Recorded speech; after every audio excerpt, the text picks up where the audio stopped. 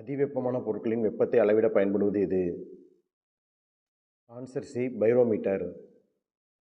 எந்த உலோகம் அதன் அதிகடத்தும் தன்மையால் மின்கம்பிகளை தயாரிக்க பயன்படுகின்றது? Answer A, copper. Stainless steel தயாரிக்க பயன்படும் உலோகம் எது? Answer B, chromium. எந்த உலோகம் அதன் குறைந்த எடை மற்றும் வலிமையின் காரணமாக விமான என்ஜின் தயாரிக்க பயன்படுகின்றது? Answer D, titanium. மின்விளக்கில் டேஸால் செய்யப்பட்ட இழை பயன்படுத்தப்படுகின்றது? Answer C, tungsten. கண்ணின் எந்த பகுதி கண்ணில் உள் செல்லும் ஒளியின் அளவை கட்டுப்படுத்துகிறது?